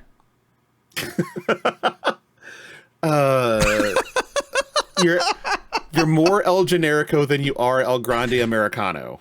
Well, yeah, that's true. Don't get me wrong, I love an El Grande Americano. I need a large coffee pretty regularly, but I love an Americano too. Right. Just the black, just the blackness of it feeds me. Yeah. It fuels me. And that's why clearly the secret identity is Omas, because that's definitely not true. That is definitely Ludwig Kaiser at this point. No, can't be. No, that's Kaiser. Like the current one is Kaiser. I don't believe it. Look at the physique, man. That's Ludwig Kaiser. Like there's no two ways. It's really funny watching him try to wrestle too as like a luchador. It's fucking hilarious because you can tell he is not comfortable with any of this. And it's the next person that does it needs to be one of the Creeds though. Probably Julius, because that dude is also really athletic. I think it needs to be Big E. Just no. For Big E's comeback, it's just he's El Grande Americano. Because then it would be exactly what an El Grande Americano would be. I mean, you're not wrong, but... Next one is from Justin S. What is your fave for the new heroes announced? Tough and Lyeth look so interesting to try and build. I'm kind of sad I sold all my Brute and Guardian stuff. Woof. Ouch. My fave of the new heroes announced is probably KO. From like a deck building standpoint, I think the ability to make things into sixes. I honestly I really just want to make a Rouse the Ancients have 6 base now. Like that's just in my veins now. Especially because you can send it for 0 first, right? Like, isn't that going? Like, where does Rouse check? So you you got to reveal. You can't send it for 0, so you have to reveal. No, you can send it for 0. You can send it for 0. It just won't have the go again. But you can still just send it for 0. And then make it 6. And then pitch 2 blues to make it 6 and then pummel it. But if you can reveal cards to make it, to reveal the 13 and make it +7 with go again and still make it 13, that's pretty good. Like I want to do that kind of bullshit. I want to figure out I want to Vipox somebody with KO. Like that sounds fun as hell. And KO's super rare is Cheater's Charm. So this is legendary. It's a 0 cost reviled brute instant. Choose any number, steal a confidence or toughness token. The crowd boos you. Typical. If you control an attack with 6 or more power, deal 2 damage to target hero unless they discard a card. Perfect. Yeah. Let me do this shit. Like, this is fucking hilarious. And then you also get to play things like Bask in Your Greatness, where you can just attack for 0. I mean, and it's also Randy Orton doing the pose on the card. Like, have you looked at the art for this? Yes. Yeah, it's just Randy Orton's pose with holding a sword. But it's a 0 cost reviled action attack, so it's a 0 for 4. When this attacks, may pay up to 3 red discs, create that many might tokens. So you can just ramp up with 3 might tokens, and make this a 3 for 7, but paying it forward so that you can set up your KO, your Cheater's Charm later. I don't know. This all just seems like a lot of fun to me. I'm kind of in for this. Yeah, Between Goldmane and KO. There's a part of me that just really wants to see what you can do with a 5-card hand, even with everything halved. You know what I mean? Especially because he's a Goldmane, and so once you start also factoring in that you might have a 5-card hand that becomes 6 with arsenals, 7 after you've cracked a couple of gold, etc., etc. I don't know. I love having a fistful of cards whenever I play card games, and it's something you so rarely get to do in current Flesh and Blood that I want to see what I can do. But I'm with you. The make something big feels neat, and again, it's not even that you have to, it's just that it's an option, right? So it forces your opponent to play around it. It's in many ways it's an assassin play style, right? I'm gonna present this and I'm gonna make you block one way or the other, and I'm gonna figure out a way to punish you depending on what you do. So that's right up my alley. Fair enough. Next one is from Polish guy Rich. What is the percentage of possibility that LSS knew we would call the new KO RKO 100? Over under on Jim Ross references. Oof. Broken in Half has definitely got to be a card. I could see like he had a family or something along those lines. Or a Stop the Damn Match. I'm going to say over under is 1.5. What are you taking, the over or the under? I think I would take the under. I think it'll be 1. I think there's 1. And that's what I'm setting, 1.5. But I think Broken in Half is probably the way to go. Yeah. Chances there's a card that references Mankind off the cage even loosely, like out of the arena, that'd be Broken in Half. That because that was Mankind off the cell. Mankind references in general, we've always had Mandible Claw. I mean, like, right. I mean, you could have. I'm just searching real quick to make sure that So you could have something that has to do with tossing, right? Yeah, it could just be toss them and have the art be like somebody getting thrown off a cage. Yeah, you could do that. I could also just see like a by God he killed him or something along those lines, But I think the Jim Ross references is 1.5, and there's a good chance you see something similar that references like Mankind off the cage. Yeah, as far as like stuff that I could see making its way in, whether it's this set or even just future sets, right? Like Low Blow could be a thing. There could be Off the Top. Off the top. Like just a toss 'em or whatever, where you're tossing them. I could see.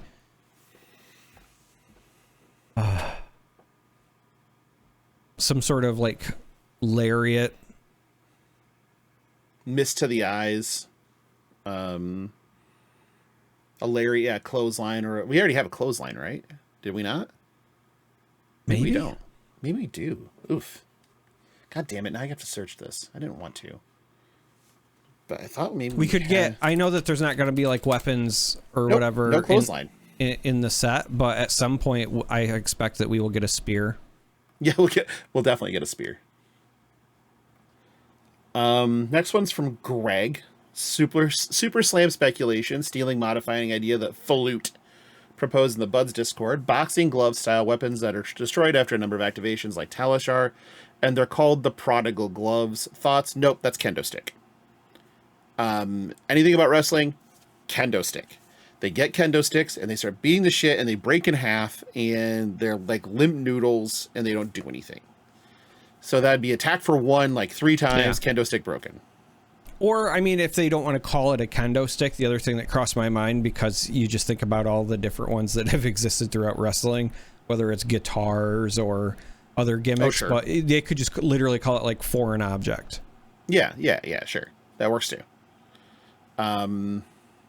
In fact, I suspect, that's interesting. Instead of them being equipment stuff like that, there might not be base weapons, but given that we now have, you know, the graphene and so many different ways to equip that and so forth, it would not surprise me if we have cards that do let you pick up temporary weapons, if that makes sense, right? Yeah. So yep, I agree with that. Last one is from One Hit Wookie. So if Fab is wrestling coded, it is. And Super Slam is the most obvious version of this, it is. Why haven't we got adult mentors / managers yet? Why doesn't KO have a brute Jim Cornette helping him in Lyeth with $1 million man in his corner? And which hero is a Heyman guy? So once a wrestler grows in their promo skills to a certain point, they no longer need a mouthpiece. So managers are typically a crutch for to help wrestlers get over early in their careers, and then they figure out how to do it on their own. Heyman is the most obvious exception to that rule, but the rule still applies broadly. Heyman is above, like, the Mount Rushmore of managers is, in my mind, Heenan is always going to be number one with a bullet for me. Heyman, though, is very close, if not on Heenan's level. Cornette always matters to me. Like, I think that Jim Cornette, it was excellent. I thought Jimmy Hart was excellent at doing all the things that Jimmy Hart needed to do. And it's weird to count him, but because of the fact that he was most of the time always an active wrestler as well at the time. But Kevin Sullivan was an excellent manager. You know, you think of like the Varsity Club with, you know, Mike Rotunda and Rick Steiner and Dan Spivey, or you think later with like even like when you had the Dungeons of Doom, which nobody in that fucking faction could talk, period, and Sullivan had to always carry them when it came to promos and shit. I think Kevin Sullivan deserves more credit than he gets managerial wise. I mean, obviously you still have some things that, you know, people you have to leave out when you put him up there, like Paul Ellering. But yeah, I guess that's my Rushmore. And so I think that's why we don't have adult mentors. I think that the young mentors are your managers. Now, I would be very shocked if there wasn't such thing as mentors / managers available, like at some point in this set, somehow, some way. Like maybe that's your macro, right? Is that each hero gets their mentor. Each young hero gets their mentor, and that's the macro for this set. Who knows? But I think that's why, as far as which hero is a Heyman guy, when I think of Paul Heyman guys, the one that like I think that gets lost in the shuffle is Steve Austin. Was kind of the original like Heyman guy, right? And so who's the Steve Austin of Flesh and Blood? Like that becomes the question. And I'm not sure. It's not Bravo. That's the Hulk Hogan, if anything.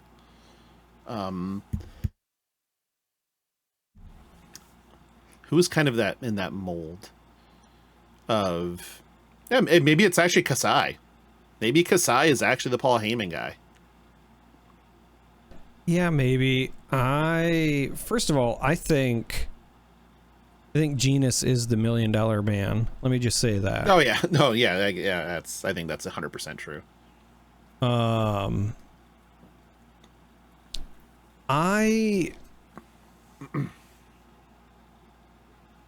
think it could just be KO.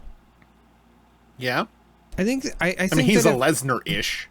He's a Lesnar-ish, but also it would be such like a Paul Heyman thing to take the young upstart, try to make him a thing, and then he gets this like horrific injury, but he can still go, and so Heyman's there to push him through it, sort of thing. I mean, in a way, that's Austin, but Austin could talk, right? Like, right. And that is kind of an interesting one. Like, I think that KO is an interesting thought process. I mean, he is very Lesnar-ish when it comes to motherfucker don't talk. He only beats the shit out of people. That's the only thing he knows how to do. Yeah. So I think it could be that. I will also say, as far as like managers, you know, you talked about managers that also wrestle and also ones that maybe don't get the respect they deserve. I always thought Daivari was a hell of a manager. Daivari did a good job with what he had. He made a lot of characters that weren't super interesting seem interesting just because of what he did with them. First of all, let me just say, I was a big Muhammad Hassan fan. I know that like nobody on the planet says that, but legitimately my buddy Jerry used to make fun of me all the time because I was like, dude, he's entertaining. He's a good heel. I loved his pairing with Daivari. When he was in the SmackDown game, like on PlayStation, I would always pick him. Like I was a Muhammad Hassan guy, as weird as that sounds. But even when you look at like what he did with like Mark Henry or Khali or you know any of the other stuff, like Khali's a great example. That's a dude that I just do not care about, and Daivari made him interesting. So I do think that that's a guy that, you know, probably deserves more flowers for his like role as a manager than what he got. But agreed. Okay, yeah, I could see that. And I think that there are a lot of legendary managerial runs out there. But it's like I was looking for sustained like excellence. And oh yeah, I mean, I wouldn't put him on my Rushmore. I just think that like when I think about like the undervalued ones, that one's up there, right? Because like I'm leaving out like classy Freddie Blassie. I'm leaving out Miss Elizabeth. I was gonna say there's the women. There's the Miss Elizabeths, the Sunnies, the Scary Sherry. Yeah. Nancy Benoit. Which was woman, which was a bunch of other things throughout like WCW and ECW and AWA and yada yada yada. Yeah. Yeah, there have been a ton. Sunny was always kind of like annoying. Stacy Keibler though. Yeah, I don't know that I would. I'm not putting her on a Rushmore. No, I don't even know I would call her a manager because she didn't even like do the talking. Valet. Yeah, there's. Yeah, that's a good way to put it. Valet. Well, that's it, buddy. We kept it under 2 hours. I'm impressed with us. Yeah. Today. Yeah. So let's get out of here. Let's thank some patrons, and then we'll just be done. For our patrons, we have our associate producers, Andy, Anthony, Sindra, Ejor, Jacob, Quiet Goat, Sofsky, and Zaris, our executive producers on up. We have Blaze Storm, value member of the Patreon, Diana the Green Cosplayer, John, Makaya, Poxanas, Sergeant Isbjorn, Vintox18, and Philip. For our Chargers Chamber of Charcoal members, thank you again, all of you, for your hosting duties. You all did great. Couldn't have been happier. We have Brandon, Matt, Michael, and Rich. A lot of you are going to be eligible very soon to just pop back up and do another spot if you want to. So I will let you know when you're eligible if you want to come back on. If you are interested in becoming a member of our Patreon, you can go to patreon.com/fleshandpod. Link is in the show notes. There are 6 tiers that are paid tiers. Join any of them, and you can be in the Fab After Darks shows. I don't know when we're fitting the next one in. I'm trying to get it sooner rather than later, but God, has it been hard. But we'll try to get one sooner rather than later. That's our just uncensored live show that Charmer rarely shows up for, and if he does, he's in bed, which makes it even weirder sometimes, but it's all about being weird. We love being weird around here. If you need to contact the show, you can send us an email, which somebody did, which is so crazy to me still, at fleshandpod@gmail.com, or you can find us on BlueSky, just search Flesh and Pod. Easiest thing, just join our Discord. It's free. Links in the show notes. Just join, come hang out. That's about it. Charger. God damn it. Fuck, I'm tired. Where can they find you, Darick? In the Discord. It's a good spot. Also, on BlueSky. Also, Darick and I have side projects, or is this a side? I don't know. So if you are looking for more of my bullshit, you can go to YouTube and search for On the Topic Of, which is a bi-weekly show that I do with Az and Elaine. And the latest one that just came out yesterday, if you're seeing this on Tuesday, would be on the topic of board games. We talk about tabletop gaming and our histories with them, and also just other random shenanigans. It is very random bullshit, and I love it. It's a lot of fun to do. So please check that out if you're so inclined. And then Darick has multiple gigs now with Ice Cave Radio, as well as The Winning Point. Talk about it. Yeah, I have multiple gigs now with Ice Cave Radio and The Winning Point. Look, Ice Cave Radio, I talk with Doa, and sometimes we have other guests on. We cover Star Wars Unlimited. It's way different from Flesh and Blood, but I do really enjoy it. It's also the other game that I play with Stark, so I play Flesh and Blood and Star Wars Unlimited with him. And then because I used to cover Legends of Runeterra, which was a digital card game for Riot Games, they recently announced that later this year they have a card game, trading card game called Riftbound coming out. So myself and several of the people that used to be broadcasters for Legends of Runeterra have got together, and we have made a show called The Winning Point. But it's part of a larger umbrella of projects that we're all kind of working on called Turn 'em Sideways, which is just about trading card games in general. We're going to be not just doing the Winning Point podcast, but we're going to do competitive coverage, deck techs, all that stuff for Riftbound. Basically all the stuff we used to do for Legends of Runeterra. That is myself, Casanova, Blevins, and Pastry Time. Again, all people that were former casters from Legends of Runeterra. And we've got some other folks that are part of that same project that will cover other card games. So, like, I don't play One Piece, for example, but a number of them do. So there will be One Piece content. I haven't, unless somebody has a deck and they loan me it, I haven't played Magic in a really long time. Because I just sold out of all of my stuff, but there are people in that group that play that, so there will be some of that content. So it's a little bit of everything, but I specifically am helping cover the Riftbound stuff. Good enough. Well, everybody, thank you for listening. It's been a pleasure as always, and I guess we'll see you around next week for episode 189, where we will finally talk about the Ira Armory deck. Bye!